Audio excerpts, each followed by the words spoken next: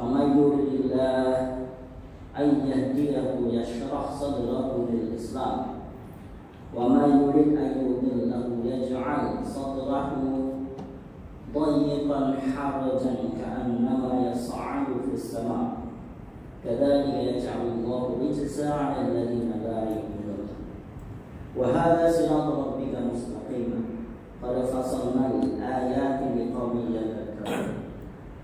Sebelum Rasulullah wafat, beliau memberikan wasiat kepada Abu Dzar Al-Ghifari. Wasiat ini termaktub dalam kitab Nasoihul Ibadah yang ditulis oleh Imam Nawawi Al-Bandani. Nasihat itu ada 4. Rasulullah bersabda, "Ya Abu Dzar, jali'is safinata fa innal bahra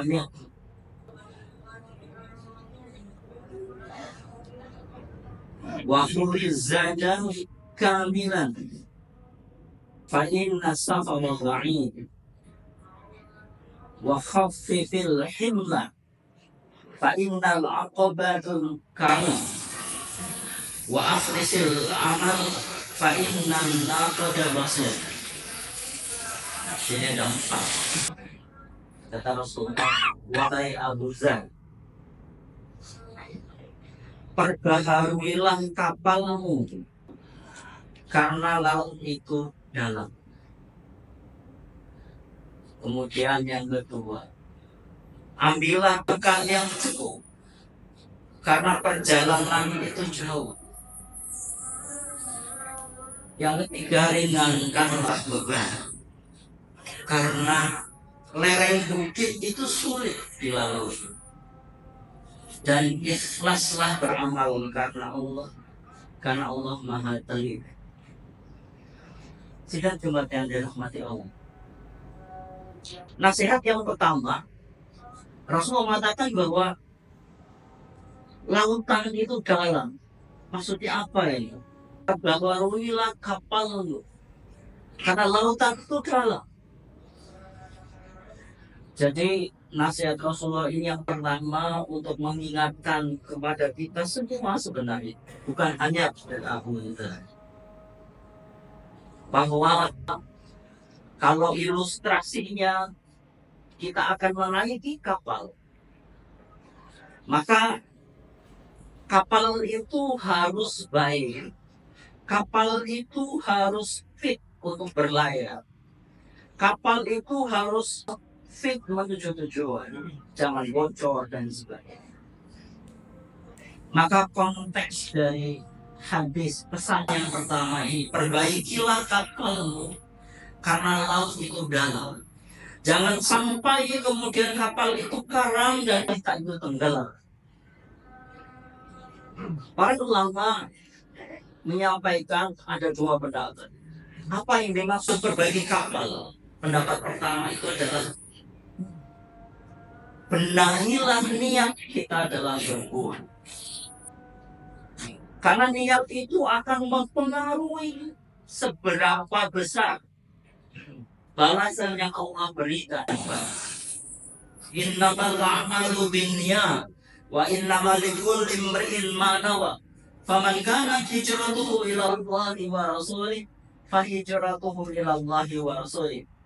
Faman kanat hijratuhu lidunya yusibuha aw imra'atin yankihuha fa hijratuhu ila ma hajaru ilaih. Setiap amal, setiap perbuatan itu akan sangat tergantung oleh niat. Karena niat itulah yang kemudian menentukan amal kita sukses atau tidak. Di samping faktor kedua adalah kaifiyatnya itu sesuai apa yang dibutuhkan Rasulullah. Apa yang bisa dibayangkan ketika kapal itu bagus, perbuatan kita bagus, prestasi kita bagus, tapi niat kita tidak karena Allah. Maka apa yang kita angan-angankan kebagusan itu adalah runtuh seketika dan kita tenggelam dalam laut dalam. Yang kita berharap bahwa kita akan mendapatkan ganjaran pahala dari Allah, kita akan mendapatkan surga dari Allah, tetapi ketika niatnya tidak benar, maka seluruh yang kita lakukan itu hancur seketika. Kita tidak bisa menagihnya kepada Allah. Allah mengatakan, amal kamu sudah kamu peruntukkan sesuai niatmu di dunia. Jangan minta di akhirat. Betapa rugi. Betapa rugi. Sidang Jumat yang dirahmati Allah, pendapat yang kedua adalah imam. Meskipun yang masyhur adalah niat, tetapi ada yang berpendapat bahwa perbaharuilah kapalmu, maksudnya perbaharuilah iman. Karena Rasulullah juga ada hadisnya. Rasul mengatakan al-imanu yazidu wa yanqus. Yazidu bitta'ah al-yanqus bil maksiyah. Iman itu naik turun. Naik itu dengan ketaatan dan turun karena kemaksiatan. Jadi pesan pertama, perbaharuilah niat, perbaharuilah iman. Karena iman kita tidak bisa menjaga iman kita stabil. Iman yang stabil hanya malaikat. Yang kedua, pesan yang kedua, ambillah bekal yang cukup, karena perjalanannya itu jauh. Maksudnya, Rasulullah menyampaikan pesan ini kepada kita untuk memberikan informasi yang detail. Perjalanan kita itu jauh. Sejauh mana? Jauhnya itu adalah akhirat. Perjalanan kita ini semuanya menuju akhirat. Rasulullah mengilustrasikan kehidupan di dunia itu seperti orang yang safar, berhenti berteduh di bawah pohon untuk istirahat sejenak, mendapatkan keteduhan. Setelah itu berjalan lagi. Perjalanan kita panjang, maka berbekal yang cukup.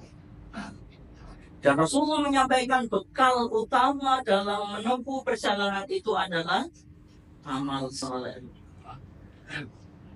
Allah berfirman, wa qul i'malu fasayarallahu a'malakum wa rasuluhu wal mu'minun. Maka beramalah, berbuatlah, beramal saleh.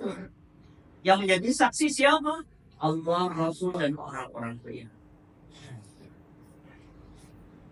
Sidang Jumat yang dirahmati Allah, maka berbekallah dengan amal. Sesuatu yang kelihatannya bekal kita dengan berlimpahnya harta, banyaknya jabatan, dan sebagainya. Ketika kita wafat, apakah itu dibawa? Apakah itu ditanyakan?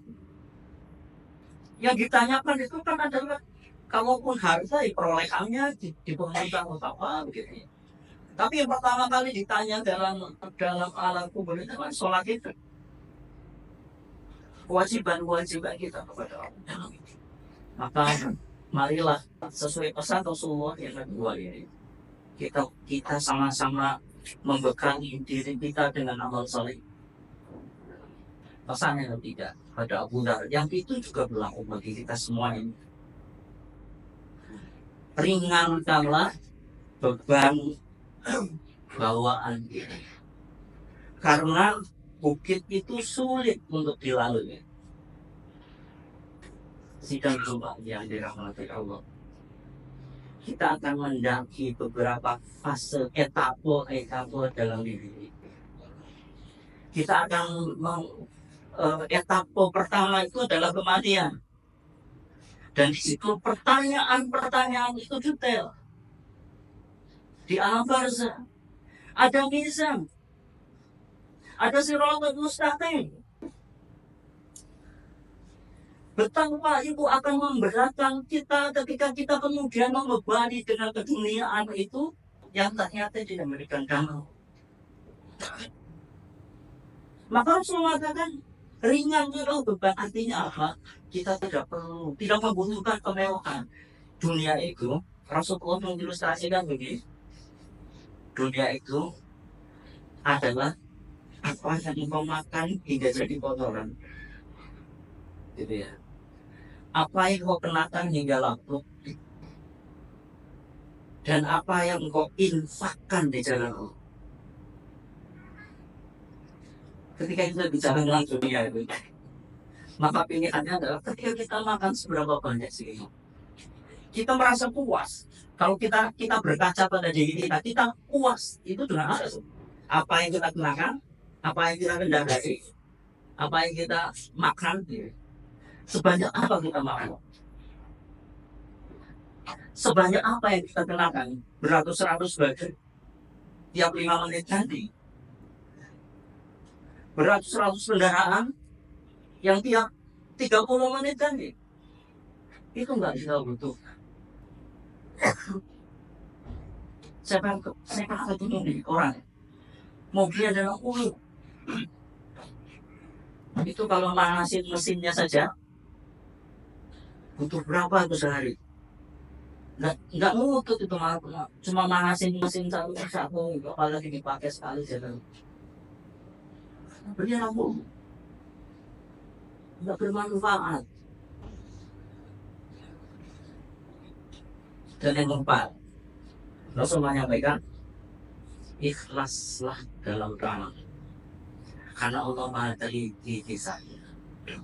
Maka Allah Maha teliti, maka marilah kita ikhlas dalam beramal, ikhlas dalam berjuang.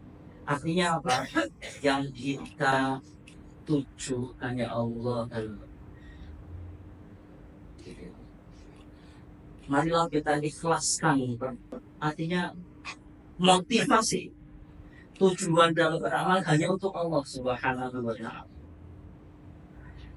Sidang Jumat yang dirahmati Allah, semoga pesan ini yang ditujukan kepada Abu Dhar secara khusus, tetapi secara umum bagi umat Islam, ini bisa menjadi bekal merekonstruksi cara berpikir kita ketika kita akan ketika kita melalui perjalanan menuju Allah.